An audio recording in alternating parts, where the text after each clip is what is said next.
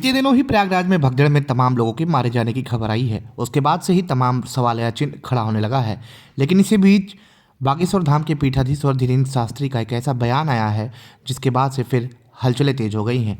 दरअसल धीरेन्द्र शास्त्री ने कहा है कि जाना तो सबको ही एक दिन है, लेकिन जो गंगा किनारे गए हैं उन्हें मोक्ष मिला है। हालांकि इसके बाद अब नगीना से सांसद चंद्रशेखर आज़ाद ने इस पर कड़ा बयान दिया है और उन्होंने धीरेन्द्र शास्त्री की पूरी गिरफ्तारी की मांग कर ली है। आइए हम आपको सुनवाते हैं कि इस पर धीरेन्द्र शास्त्री क्या कह रहे हैं और उसके बाद सुनवाएंगे क्या कुछ कहना है नगीना सांसद का। यहाँ पर बहुत षड्यंत्र चल रहे हैं, जगह जगह आग लगाई जाएंगी, अभी और उपद्रव करेंगे, छवि को खराब करने के लिए, सनातन को मिटाने के लिए, हिंदुत्व के ऊपर प्रश्न चिन्ह खड़ा करने के लिए बहुत षड्यंत्रकारी यहाँ वेश बदल के घूम रहे हैं। सरकार निश्चित रूप से सतर्क है। जांच कमेटी गठित हुई है तो तथ्य निकल के आएंगे, बहुत बारीकी से जांच होगी। तो हमें ये पूर्णतया आभास है ये सब प्रायोजित चल रहा है, पूर्ववत ही प्रायोजित चल रहा है। भीड़ है, धक्का मुक्की, ये सब ठीक है, संभव है, और इस प्रकार का जो हुआ है ये निश्चित रूप से किसी प्रायोजित तरीके पर क्या कुछ कह रहे हैं पंडित धीरेन्द्र शास्त्री।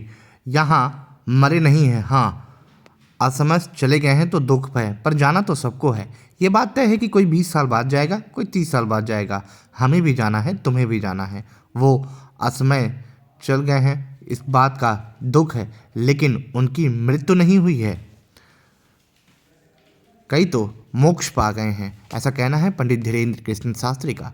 इस पर क्या कुछ कह रहे हैं नगीना सांसद चंद्रशेखर आज़ाद। आइए हम आपको सुनवाते हैं। उसके जिम्मेदार उत्तर प्रदेश की सरकार है, उनके मुख्यमंत्री।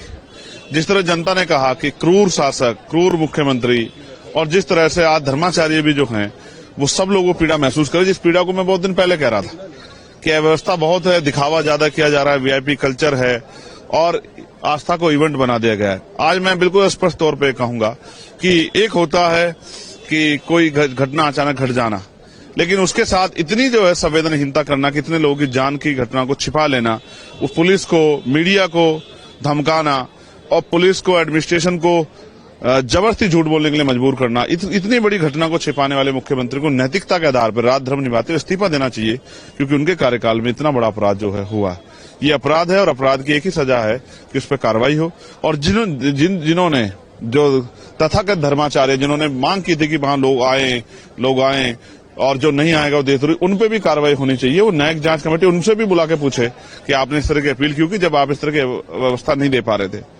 तो ये सब इसके लिए सरकार दोषी है और मैं उम्मीद करूंगा, क्योंकि योगी जी जो हैं बहुत समझदार हैं, वो नैतिकता के आधार पर इस्तीफा देंगे और ऐसा मुझे विश्वास है कि सरकार किसी योग्य व्यक्ति को वहां नियुक्त करेगी। प्रधानमंत्री आज कहा कि पहली बार मेरे शासन में है कि बजट सेशन से पहले विदेशी चिंगारी कोई भारत में चलाने की कोशिश नहीं। जब भी सरकार अपने क्रियाकलापों में कहीं घिर जाती है तो विदेश की याद आ जाती है। या अभी तो चलिए हो सकता है कि अभी किसी दूसरे पड़ोसी देश की याद आए, या नक्सलियों की याद आए, या और किसी चीज की याद आए। ये तो आएगी, क्योंकि आप अच्छा काम तो नहीं कर पाई आपकी सरकार। आपको असल में जवाब मांगना चाहिए उत्तर प्रदेश